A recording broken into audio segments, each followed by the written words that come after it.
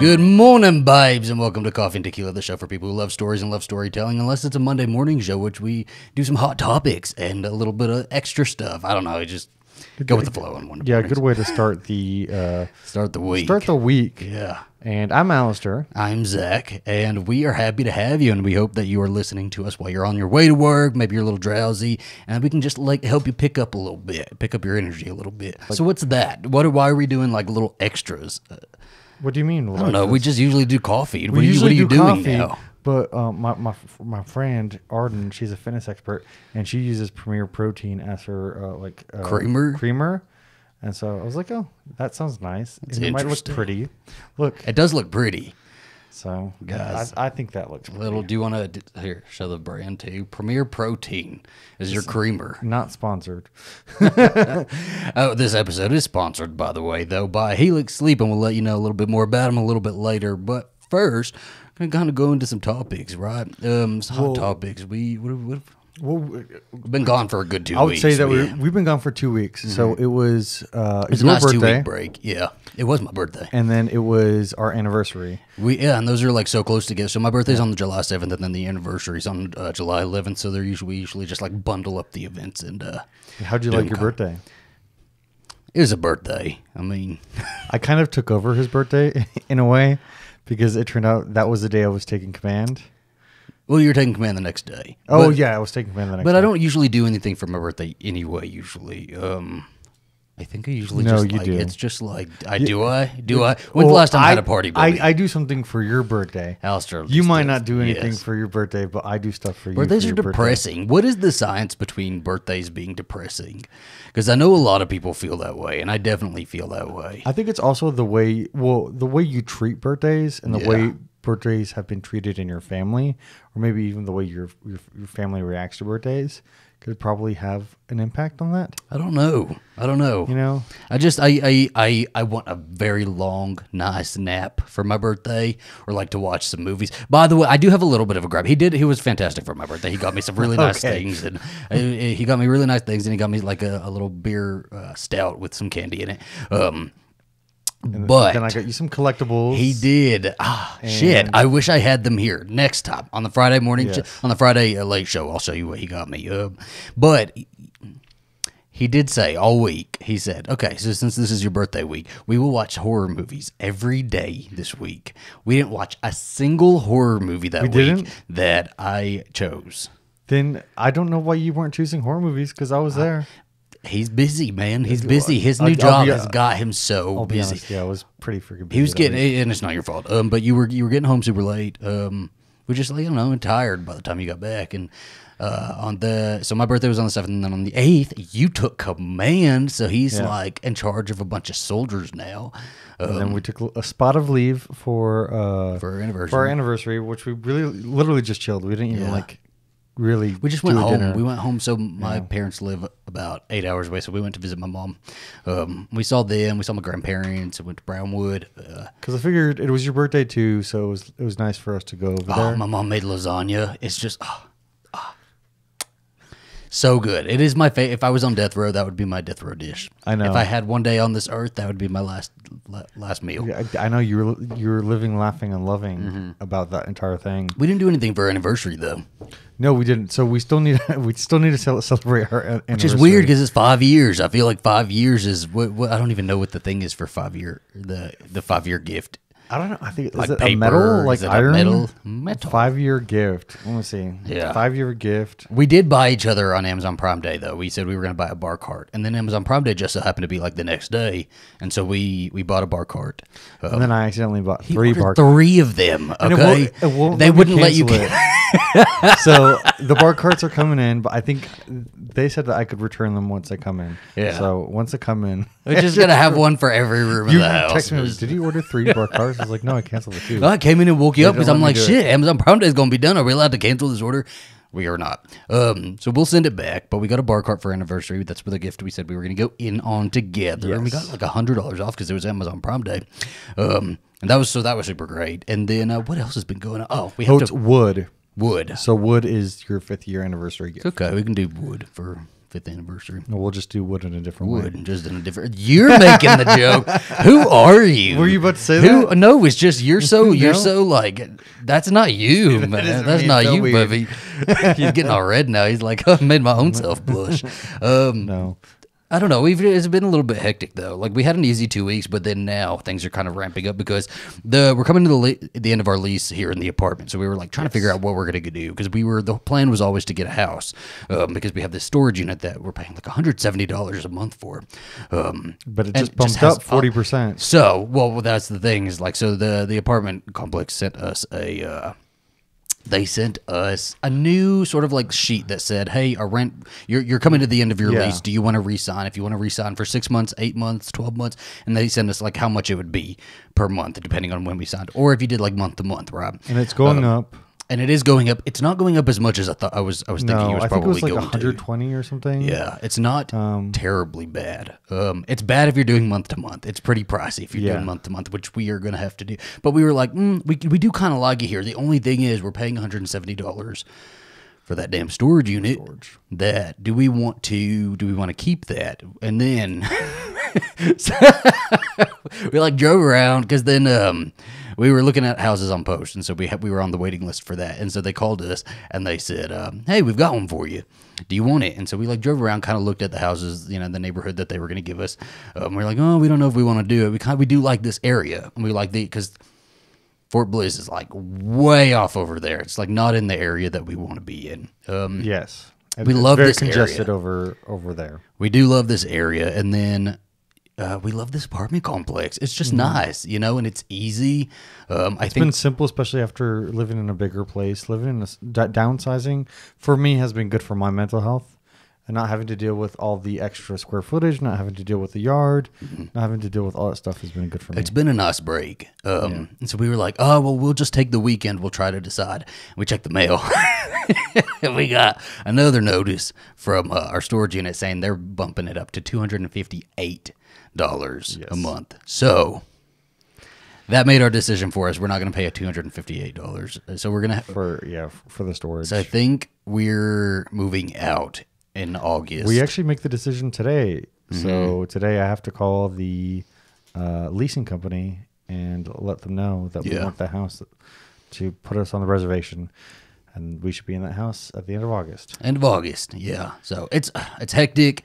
We're having to drive a U-Haul for work too. Yeah, because I'll be gone part of August for 2 weeks in August. Yeah, I'll be gone 2 weeks. Yeah, 2 weeks in August. Oh, in August. Yeah, and then a week. And then a week in July. Alastair, what are you doing to me? He's just leaving me completely, guys. He's just completely leaving me. I didn't know about these 2 weeks in August. We have this. I told you. I feel like you don't tell me these things. You know what? We're gonna have a couples calendar. I think we need where we put stuff on. Yeah, yeah. We're just gonna have to have a shared couples calendar that has at least 3 months worth of stuff. Because you tell me things really late, but you don't think you do. But you tell me things real late. You know how I heard he's leaving in July from our friend Sage. I told you. You just didn't hear me. And plus, I thought it was going to be a different thing. I thought it was going to be a different Am I the asshole for not telling my husband that I have to go on business trips? Who is she? Who is he? Who is he? Who is your second family? Marco Polo. Ah, okay. I hope it's not Ricky Martin. Ooh, don't touch that one. We do have some things for you. Yeah, it's just our life update's pretty messy. And then I have a YouTube video I want to put together. So I have to do one for July. July is my deadline, so I have to have one put out. But what have we been doing? We saw a couple movies. Thor. We saw Thor. Love and Thunder came out. Love and Thunder, and I really enjoyed it. I really, really, really enjoyed it.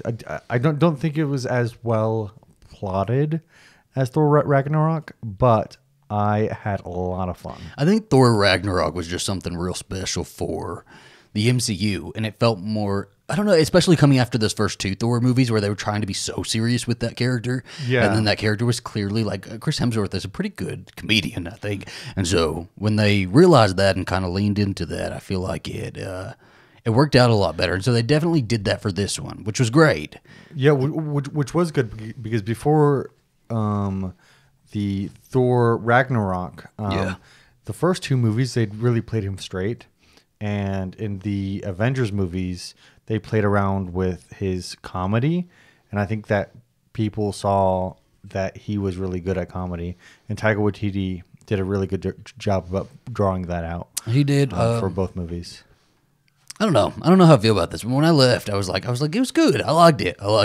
I still like it, and I still think it's good. He doesn't like me to. Do you see his face right here? He's like.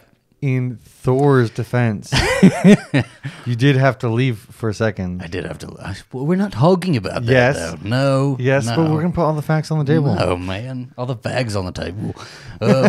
It was a good movie. I think being a little bit more removed from it now, it's been a couple weeks since we've seen it, that we need to get him a third seat. He's just sitting like a penguin. I think it's just like kind of, I don't know if I'll revisit it. You know, I was expecting play it in the background a bit more. I was expecting a bit more of Natalie Portman. I thought this was his last movie. Wasn't that reported somewhere, or am I just making that up? I thought it was gonna be, but it did say Thor will return at the end of it. And then the way they kind of left Natalie Portman's character, obviously they're gonna like bring her back. But, well, she's in Valhalla. Yeah, but I'm hoping she's not gonna be just this, ethereal Ghost? being with like a dress now, because she looked fucking badass as Mighty Thor. She's a higher being now. Like, Natalie Portman got me so hyped, and Valkyrie got me so hyped for this movie, and they were fantastic in this. I loved their little teaming up. They were the best parts of this movie. I absolutely thought I thought Jane was really good. I really think Chris Hemsworth was my favorite part of this movie. He was, but Valkyrie and Natalie Portman and Jane. I was never a big Valkyrie fan, I'll be honest. But she was great in this, and they like styled her up real nice. She was better. She was much better in this than she's been in. I didn't care about her in the last Ragnarok. movie. I just didn't care. I was into it in this one. Yeah. What else have we watched? I don't know. The Princess. Another pretty action-packed one. So Joey King yes. plays the princess. And I think that this is one of those movies that got lost in the rough when Fox was acquired by Disney. Because I don't know. It says produced by 20th Century Fox, but it was a great movie. It took for me, it was like watching a John Wick / Ready or Not movie together with a sprinkle of fantasy and kind of like turning the princess genre trope in a different way, you know? Well, I've been describing it as because I have been telling my friends to watch it. I've been saying, hey, because we're big Buffy the Vampire Slayer fans, and a lot of our fans are not fans. We call our friends our fans. A lot of our friends are Buffy the Vampire Slayer fans as well, and this was very much like a Buffy the Vampire Slayer Tales of the Slayers comic book. It's what it felt like, right? Like Joey King felt like a vampire slayer in this. And I was watching hard to see if she had a stunt double, and she probably had a stunt double for some of it, but I was watching. There was a lot of her though, and that was.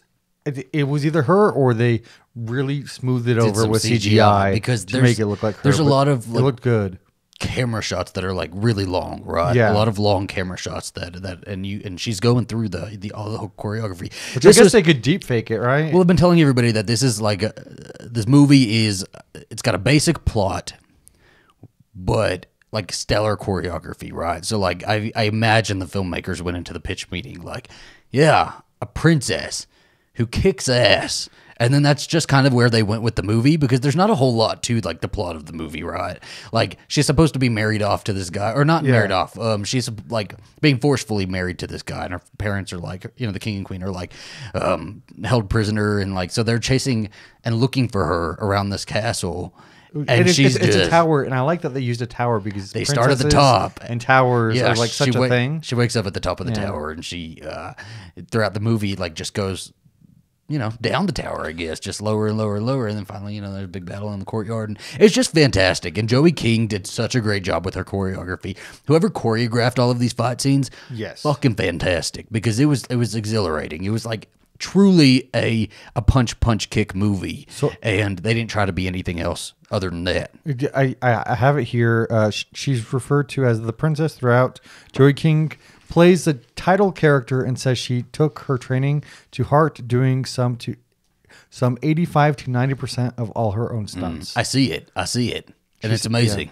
Yeah. She had 2 stunt doubles, but she did 85 to 90% of her stunts. Loved it. And I just love her so much. So Joey King's one that's really interesting is because she always gets a lot of flack for nothing really. I think she just has one of those faces that people don't like, which sounds awful, but a lot of people hate her. A lot of people like, I don't want to say hate.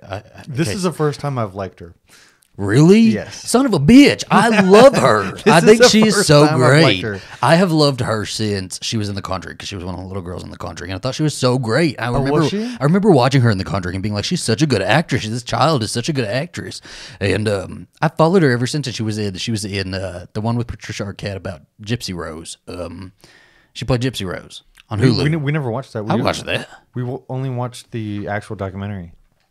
Well, I guess you watched it with I watched it. Yeah, I did watch it with that. It's not your thing, baby.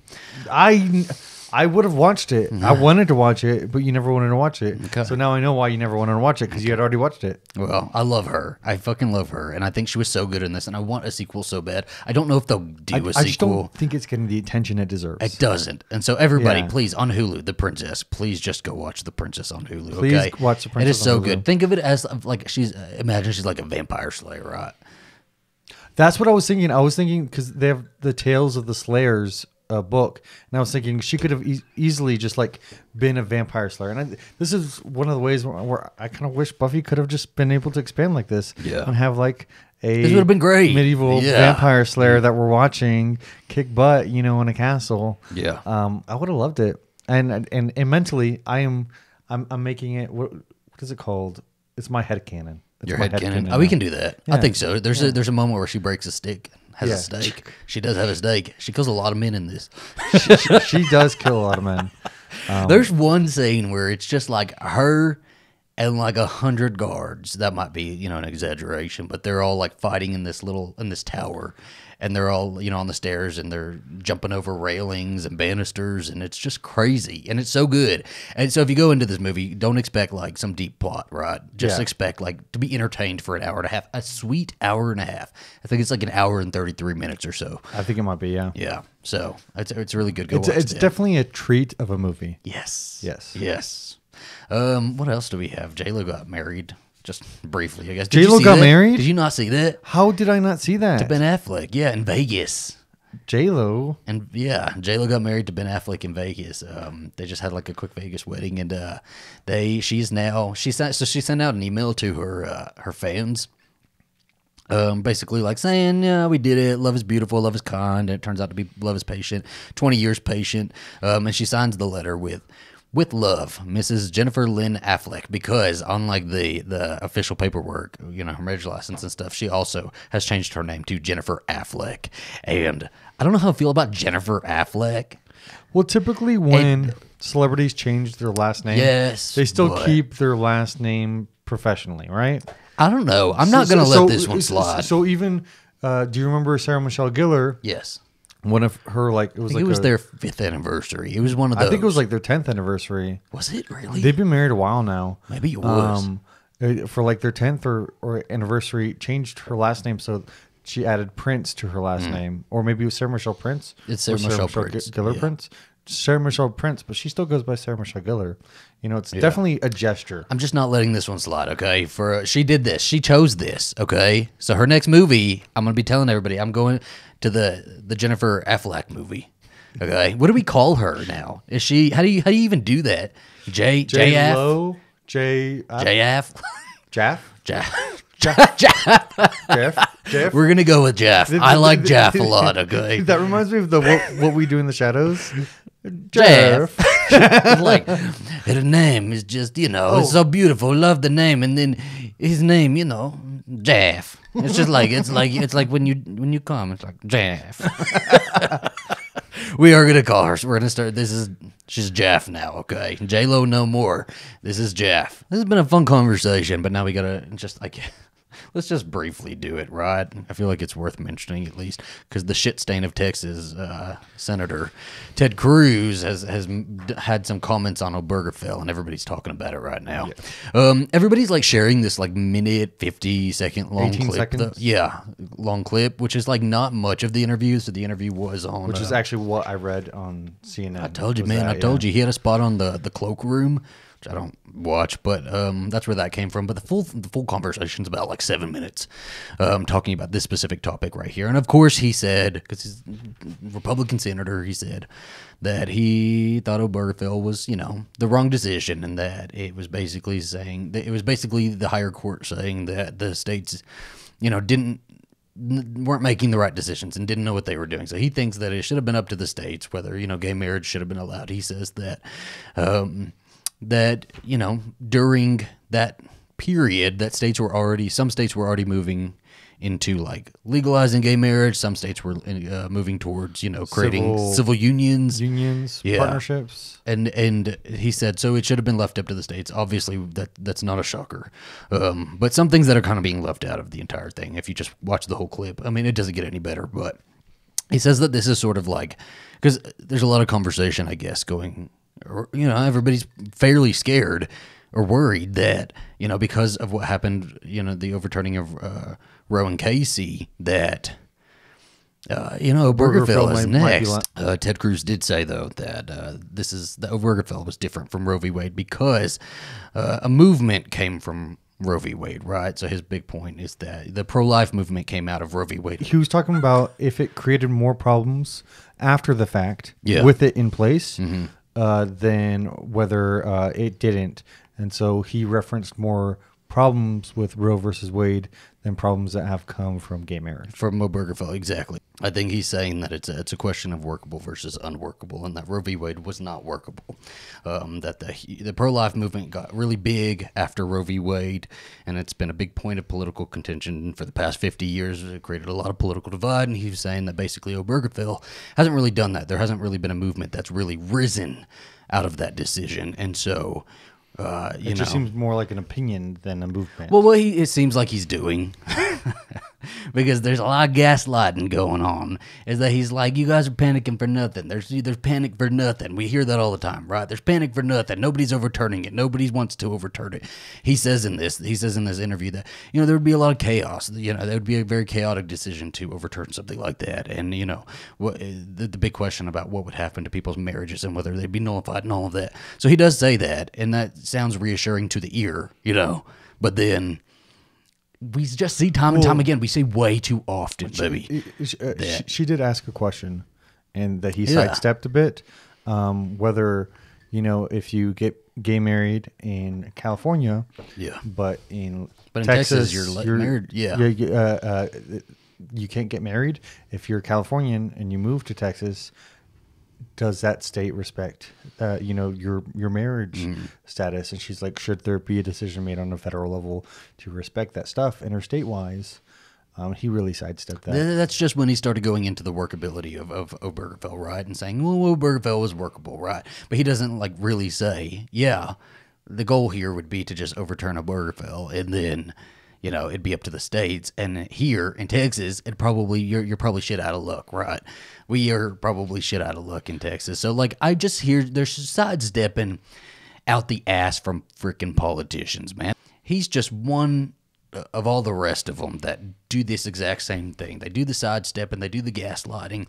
They try to make you seem like, oh, you're just being hysterical and, worrying about nothing, being scared over nothing. And no, this is clearly where they're headed. This is clearly what the intent is.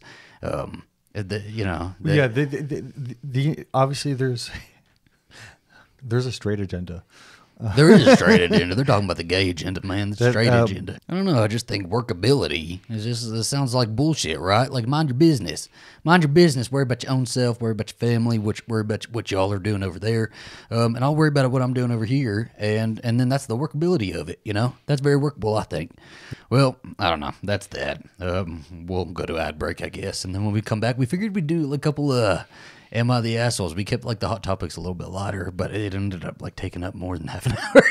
I don't know how many. Oh my gosh, did it really? Yeah, I don't know how many we'll be able to get through, but we'll do a couple of them. We'll at least read one, but we will be back in a second with that. But first, a word from our sponsor. Now it's time to tell you all a little bit about our sponsor for today's episode, Helix Sleep. Helix is a premium mattress and a box company that makes beds to fit your unique sleep style. All right, this one comes from AJP in El Paso, Texas. Am I the a-hole for not wanting the dog to sleep on my Helix Sleep mattress with me? No, really?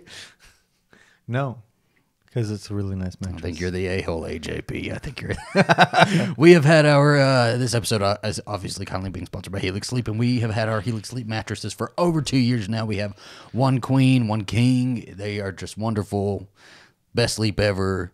Brando loves it just as much as I do. Brando does love it. But you want to expel him from bed. Why don't you let him sleep right there?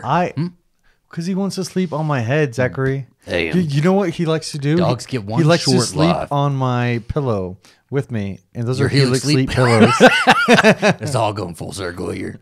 Which you can get 2 free pillows with your order. Just by go. the way, I just want to throw that out there. Helix knows that everybody is different and everybody has their own unique needs, and so they've made a sleep quiz that'll match you with your perfect mattress based on your needs. I am an all-over sleeper. Alastair is more of a side sleeper. He likes a firm mattress. I like, more medium. We took the quiz together and we got the midnight mattress. And one of the best parts about Helix is that they deliver the mattress right to your door for free. It comes rolled up in a box and is super easy to set up yourself. And if it makes you nervous to buy something online that you haven't tried, Helix has a 100-night sleep trial, so you get more than 3 months to make sure that you absolutely love it. And if you don't, they'll pick it up for you and you'll get a full refund. Well, if you or somebody you know is in the market for a new mattress and you think that Helix Sleep sounds right for you, you can go to helixsleep.com/tequila, where you can get up to $200 off of your mattress and 2 free pillows. One for your dog and one for you. there you go. And we're back. Okay. Do you guys know what an Am I the Asshole is? I see them everywhere. I see them all over TikTok and stuff. So we're just adding to it. We're copycats, I guess. I know. Well, it's a Reddit page, actually. Is it a Reddit page? Yeah. Reddit page. That's where we get them. So people, I'm really into Reddit. Do you want to describe it? What an Am I the Asshole is Well, for it's people where who don't people really go know? to kind of sound out whether they were being a bad person in a situation. So they're like, hey, this is my side. This is their side. Am I the a-hole? Say asshole. No, I don't want Say to asshole. You just made a wood joke. You made a dick joke earlier in the episode. Say I asshole. don't want to say it. this guy right here, Bubby. I don't want to be inappropriate. It's a guy. So we figured we'd do a couple of am I the asshole The a-hole, yes. questions. And I'll give our opinion, see what you guys say. That's what our comment prompt will be. If you're watching on YouTube, make sure to leave a comment, leave a like, leave a comment based on what you think about a couple of these. Okay. You want me to start? Yeah. Okay. Am I the asshole for telling my boyfriend that it's weird to go in the hot tub naked with your brothers and father? All right, so he goes into it here. I'm going to word this as unbiased as I can, just to see if it's me that's the odd one out here. He told me he used to go in the hot tub naked with his dad or brothers or all together. He did say that his mom doesn't partake. He said it nonchalantly. Now, don't get me wrong, this could be a very European thing or something that would make sense in the 60s, but he's from the Midwest and we're in our 30s. They did this in high school. They walked around the house naked a lot. 3 boys kind of thing. I don't know. Sounds a little weird. Am I the asshole for saying it's weird? Not that anything happened, but the unnecessary nakedness just had me raising an eyebrow. I'm not prudish, but I'm also a dude. I've literally never seen my brother naked. Maybe my father once or twice. I'm also not the skittish kind of guy to wrap a towel around my waist and put my underwear on in a locker room. This is just kind of weird to me, and it's not weird to him. LOL. Okay. So I have several opinions over this. I think one, you're not the a-hole for saying it's weird, because for you personally, it is a weird thing. Do you think it's weird to walk? So what is it? It's to go in the hot tub naked with your brothers. So it's hot tub naked, but he also talks about just walking around naked, being freely naked together. I think it's. I'm curious of whether he has sisters or not, because I wonder if they would have done that if there was more women in the household, I guess, and not just men.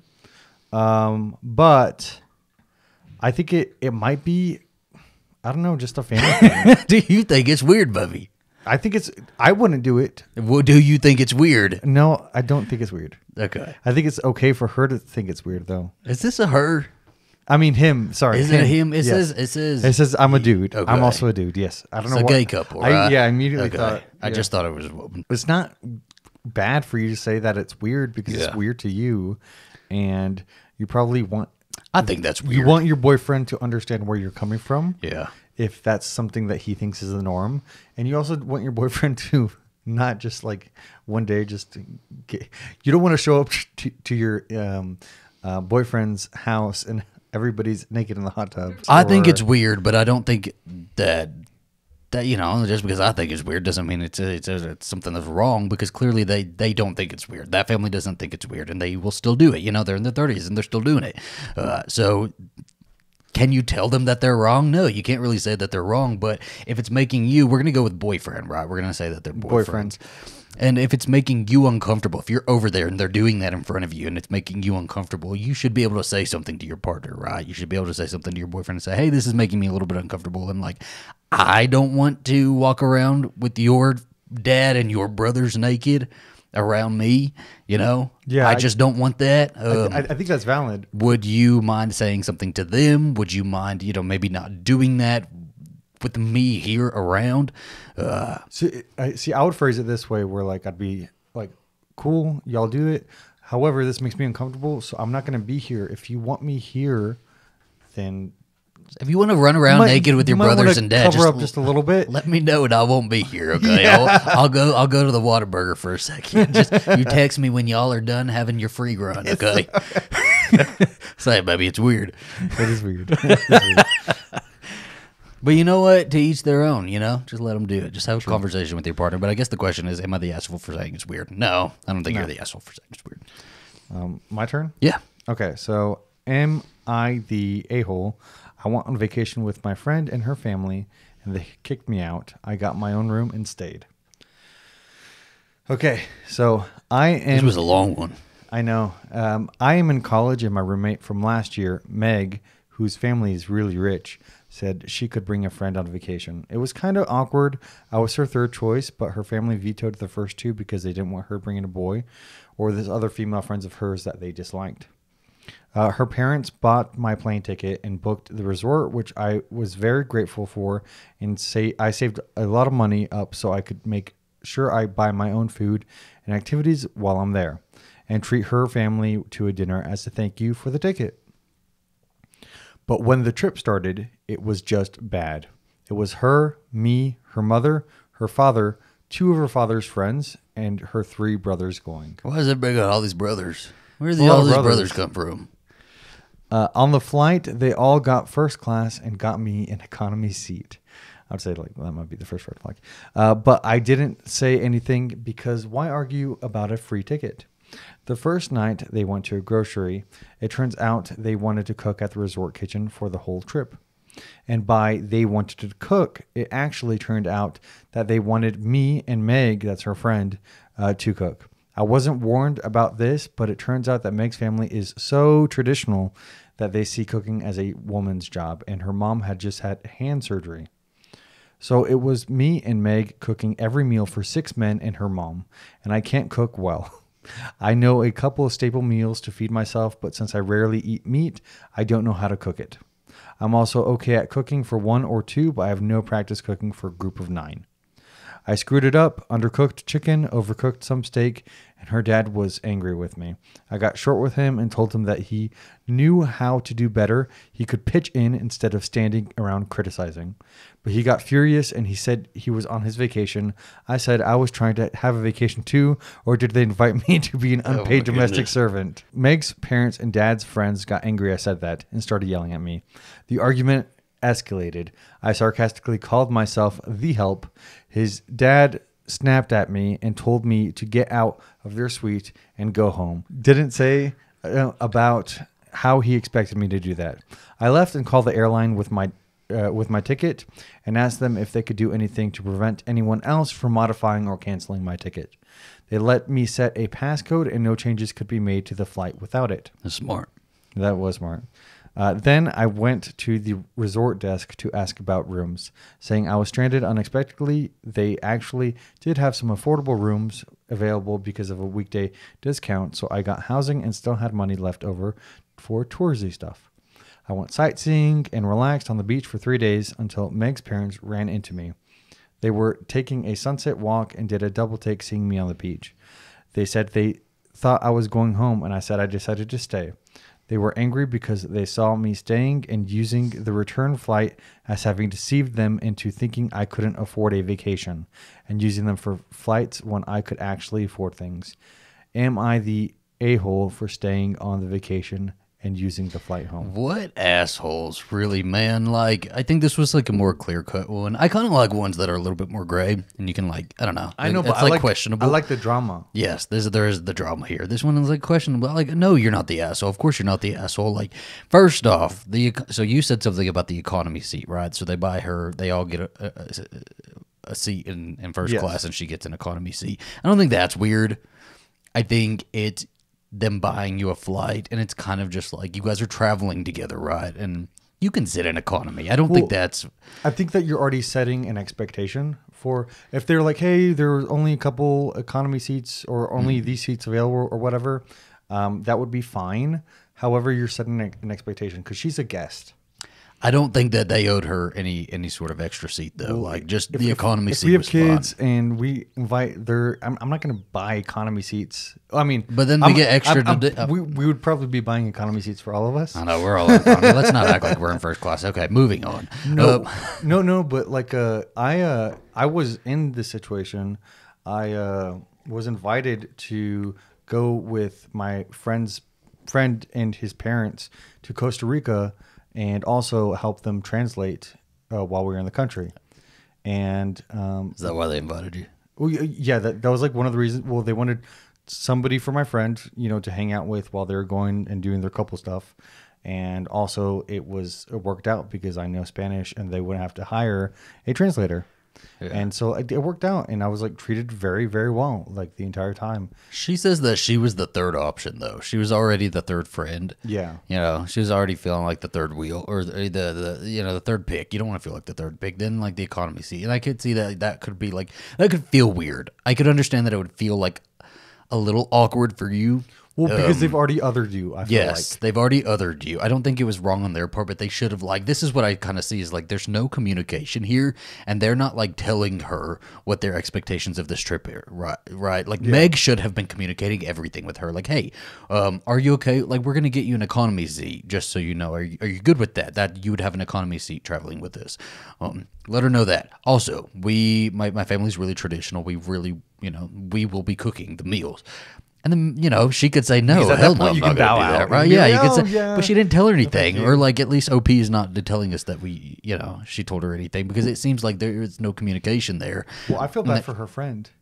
Her Meg? Yes. Why? Well, because she's Meg's an asshole. No. Well, Meg is an asshole. Sorry. Meg is an a-hole. However, now she's their cook. She's probably cooking for them, cleaning for them, for her father's friends. I mean, she's not the original poster is not an asshole for leaving. However, I do feel for Meg being alone, taking care of the Meg needs all to of the stand men up and her mom. Okay, then Meg needs to stand up to her own damn family. And I know it's like easier said than done, but you brought your friend onto this trip. You didn't tell your friend that y'all were going to be cooking for everybody. And then when it didn't go right, when you didn't cook the food correctly, your family, your father, and all of his friends start yelling at your friend and kick her off of this trip and strand her there, right? So they get mad at her at the end, right? They see her on the beach and they get mad that she didn't go home, and they're like, oh, she deceived us because we thought she couldn't afford a vacation. Well, how the fuck do you expect her to get home anyway then? Like, if she can't afford it, she can't afford to go back anyway. She has to stay there, Well, yeah, they probably expected her to change her flight to maybe the next day or something. And you, Meg, allowed your family to do that to her. Yeah. You allowed your family to do that to your friend. I don't have any sympathy for Meg. I think Meg's an asshole. Meg should have stood up for her friend and said, no, this is ridiculous. We're on a trip. She can't just get home. She has to she should have gone in and tried to mediate that situation. I understand that the family dynamics are probably really weird, right? That Meg probably is a subservient daughter and probably doesn't stand up to her family is what it sounds like. But still, this is now involving somebody that's not in your family. Your family's free to do that, right? Your family's free to be however they want. But you guys brought this girl in, and she's not an indentured servant. You're treating her like a damn servant. Every time you say Meg, I think of Meg from Family Guy. I know that name always trips me up. and then I've been thinking about it. I was thinking about it more, and I was like, what else does this remind me of? White Lotus. Oh, it does. Yeah, but they didn't treat her like an indentured servant. Like anything bad. They were just. I mean, I think the whole family's are just a bunch of assholes, and the dad's friends are assholes, and it's just like a weird situation anyway. And there was no communication, and just like I'm glad it worked out for her, and she got her own little vacation. I hope she had a book on the beach that she was reading, and she was enjoying her time. I know there. She said that she got to do her excursions. Yes, and I hope that she got to go out and have fun and maybe make friends or whatever. Yeah. Yeah. We just I guess that's all the time for Emma the Assholes. We had really time for two. It's time for two. Ted Cruz took all our damn time up. Shit stain. I mean, someone is the a-hole. Ted Cruz is so like annoying to me too. I'm just gonna go on a quick rant about it because we got a couple minutes. He's like, I lost all my damn respect for him when he left to Cancun. No. I already had no respect for him during the big ice storm, and he left to Cancun. That's also another. Am I the asshole for leaving my state in an ice storm to go to Cancun? He said, what did he say? He said, I was taking my daughters. I wanted my daughters to go and be okay. Well, there's no, we already had this. That's fine. That's fine. For photo op of him putting water. That's fine. Take your daughters to Cancun. Send your daughters off to Cancun, right? But you do not leave the state of Texas because you got in a position of power to take care of your state. It is your responsibility to stay here and, go through it with everybody. Your daughters can go to Cancun. Enjoy it. Your wife can go to Cancun. Go for it. Go for it. Your ass needs to be here. That wasn't what it did, though, because when Trump was fucking going after his wife, and then he's like sucking Trump's dick right after that, right? And like, I'll just Trump, even though Trump went after my family. Let me tell you something. Somebody goes after you, I'm going to kick their ass, okay? Treat it DeVanzo style. Get up, Karen. I just want to say, for legal reasons, I do not advocate for any violent actions. No, let somebody talk in person. Okay, somebody's going to talk about you online. I can't do nothing about that. But come up to my face and talk about my husband. Say something about my husband. I'm going to kick their ass for you, baby. I'm going to defend your honor. He means if you say something bad. But I do not advocate for violence. I'll hold you back. I've been in a fight or two. It's like, hold me back. I love the people who like try to get in a fight and they're like waiting for their friends to hold them back. They're waiting for people to hold them back. But nobody holds them back. And they're just like, so they don't fight. Oh my goodness. Well, this is the end of the episode. So make sure to, if you enjoyed the episode, make sure to leave us a 5-star review on Spotify and on Apple, and leave us a comment on any of this. Yes. If you're watching us on YouTube, it's on the AZB bonus features channel. Yeah. And I think leave us that's a like and a comment. Yeah, we'll see you guys on Friday. Oh, we have a TikTok now, by the way, so go ahead and subscribe to the TikTok, Coffee and Tequila Show, same handle as our Instagram. Yeah, and if there's ever hot topics for the morning shows that you guys want us to cover, make sure to go let us know in the DMs on the Coffee and Tequila Morning Show on Instagram, or coffeeandtequilamorningshow@gmail.com. You can email us about that if there's any topics you guys want us to cover for the late shows. It's all on you guys. We take recommendations all the time. So, yeah, it's up to you. On Friday, I think we are doing, we're going to either do Blanche Monnier or Dog Day Afternoon, so stay tuned for that. And we will see you. We'll see you then. Adios, gentle listeners.